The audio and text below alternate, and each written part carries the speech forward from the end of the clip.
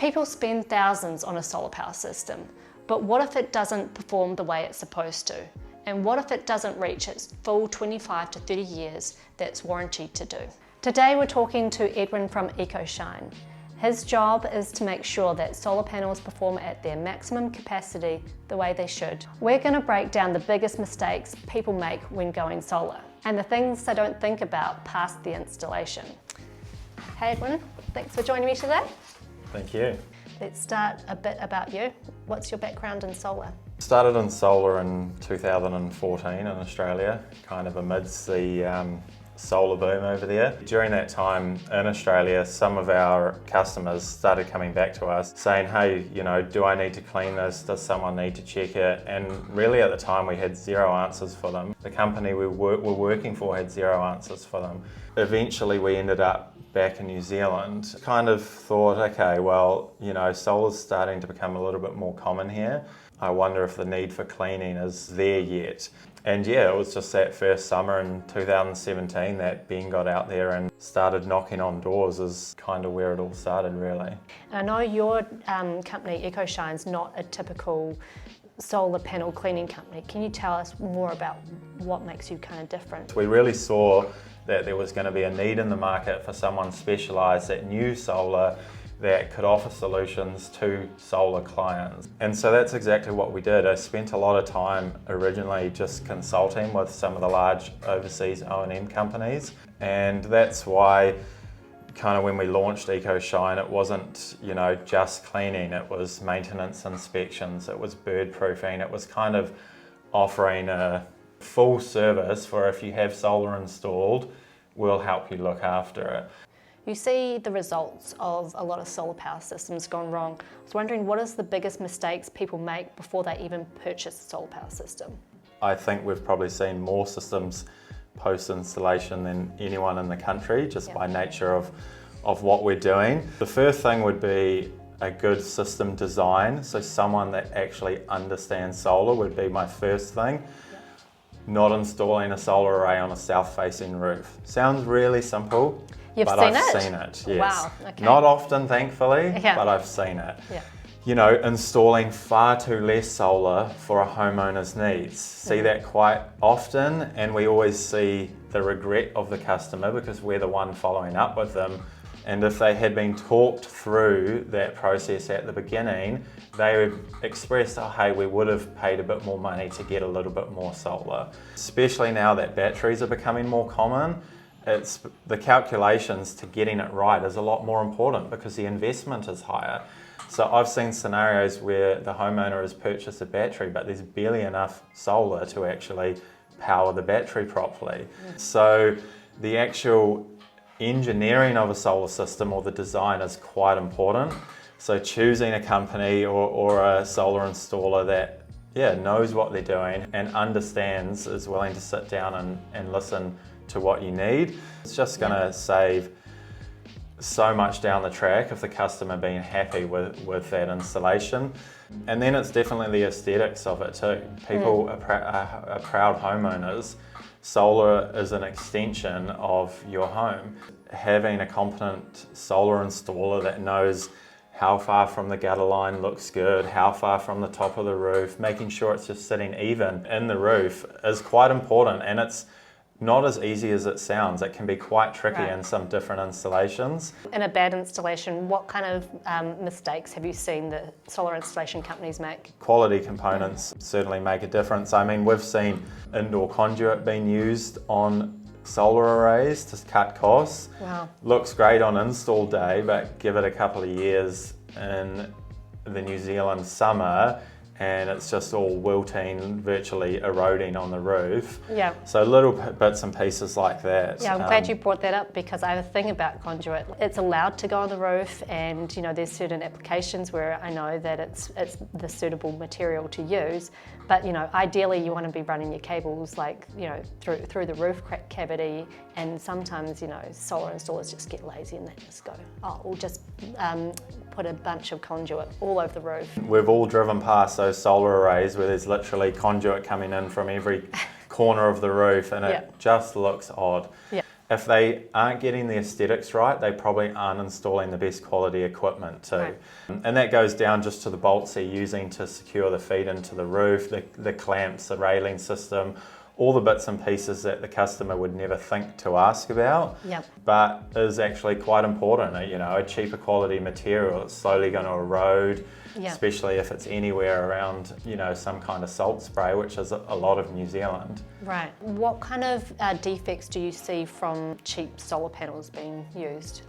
So the main thing that I would say our customers can relate to would just be what's called in the industry snail trails. You can imagine it, if I was to explain it to a customer, it's like a little rupture, so a little tear. It's barely noticeable on day one, but what happens is your solar cell, through thermal cycling, basically the electricity flowing through it constantly, it will slowly stress that tear, and over time that tear gets bigger and bigger and bigger until basically it becomes a fire risk, and the customer is left with a panel which they were told was a 25-year warranty, but it's been 8 years and the efficiency's gone down a lot lower than it should have, and the system is potentially a fire risk on their roof.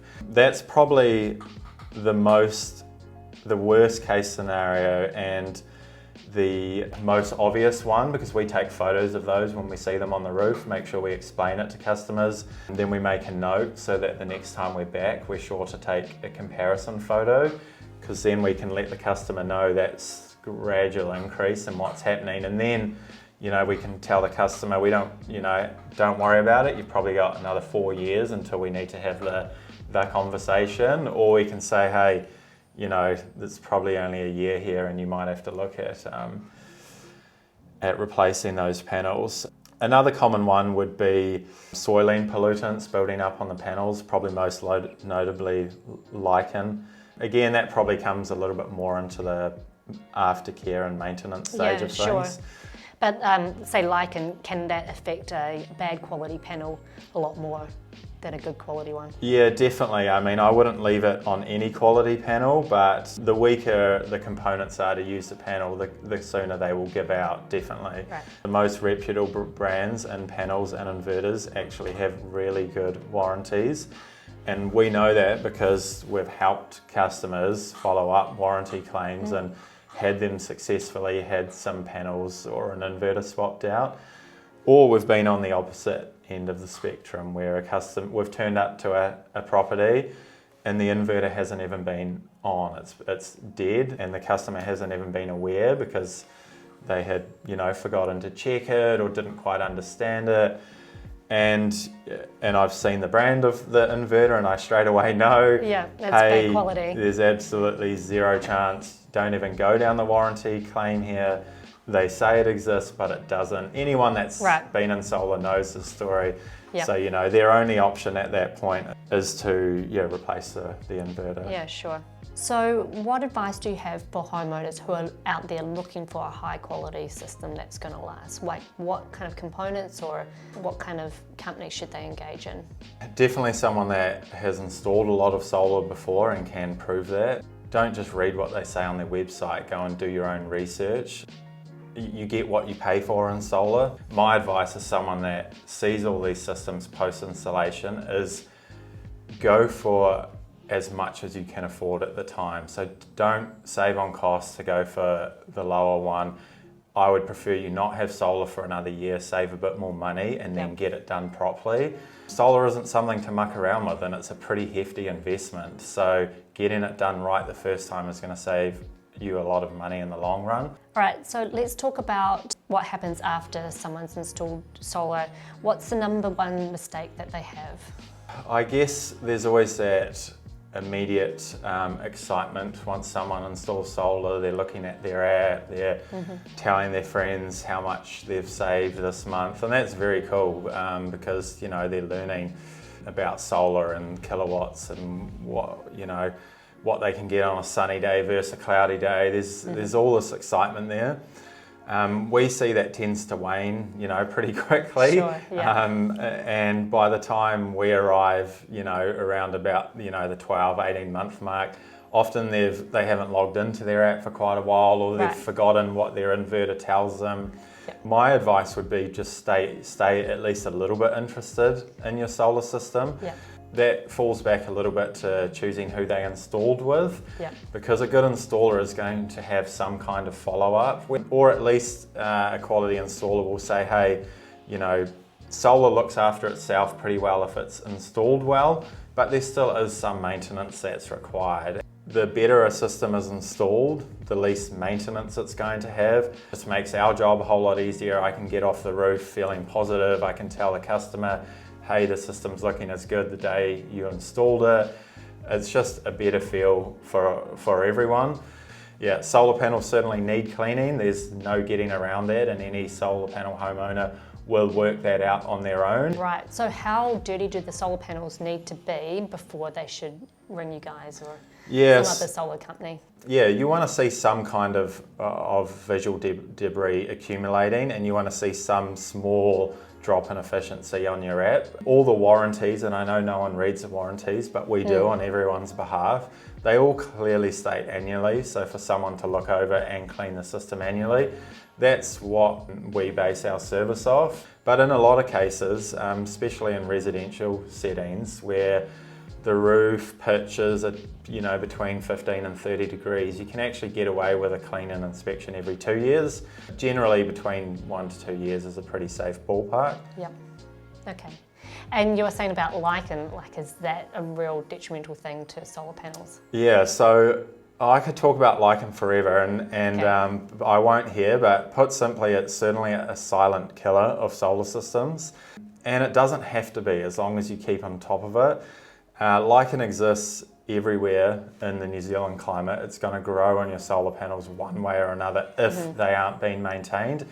Our advice is to never leave your clean longer than 2 years. Okay. If you're getting it done every 2 years, you're going to stay on top of that lichen growth, because even if you can't see it from the bottom, there will be little spores starting to develop in the very awkward places on your solar system that, if left longer than 2 years, just become very difficult for someone like ourselves to properly get it out of a system. You know, lichen's quite a dense object and it grows over the panel face. It's no different than painting, you know, on top of your panels. You're going to create permanent shading to that silicon cell underneath. We all know panels don't like shading, and they definitely don't like inconsistent shading. So it'll create what we call a hot spot. And so what happens is, even when you clean that lichen off, if it's been left long enough, that silicon cell underneath is permanently damaged. So that's worst case scenario, hence why we say it's a silent killer. And we really just advise customers to keep on top of it, which is only a clean every 2 years to do that. In our opinion, if a system is just left with lichen, it's never going to last as long, because it starts eating into the seals also, and the seals are what keeps the outside world from the inside world, which is obviously electricity. Yeah. So as soon as water gets in there, which is only a matter of time, then all of a sudden you have that short circuit, and that is when you would need to have the panel replaced. But in fairness, that does take quite a long time. I'm talking almost a decade. But my point is, if you're investing in solar for 25 years, why would you want it to last only a decade if it could last 25 years? And do you get calls from people that have bought a house that happens to have solar on it and they just don't know what's happening, how it works? Always, and I actually love those calls, because I guess the evolvement of our business, we've catered to those types of customers pretty well with, you know, understanding all the different brands of panels and inverters out there. Usually over the phone we can get them to tell us, well, you know, they literally don't know anything. Hey, there's solar panels on my roof. The previous homeowner told me they're working, but that's all I know. So, you know, pretty quickly I can say, well, do you know where your inverter's located? Can you just walk over there? Is there something written on the inverter? Take a photo, send it to me. I can start to get a picture. Oh, well, sweet, their inverter's working. That's a good start. Yeah. You know, okay, well, are you noticing anything growing on your solar panels? Yeah, there's quite a bit of lichen, the homeowner mentioned it. Cool, well, the first thing you should do is probably have us come in to clean it. During that time, we always make a note on the file, hey, new customer, new homeowner, doesn't understand solar. We'll just make sure before we even get up on the roof, we walk into the garage with them or wherever the inverter is located, spend just 5 minutes to say, hey, DC on your roof, AC here in your inverter, DC comes into the inverter, here's what you look at. If the green light on your inverter is green, you're all good. Okay. If it starts flashing, depending on the brand obviously, if it starts flashing funny colors at you or gives you some kind of error code, that's when you should call us. And often, we'll help refer someone local in the area who can come out and get it sorted. Literally all it takes is about 5 minutes just to explain the basics to them to, welcome them to the world of solar. Great. And this is an obvious question for you, but for our viewers at home, should homeowners clean the solar panels themselves?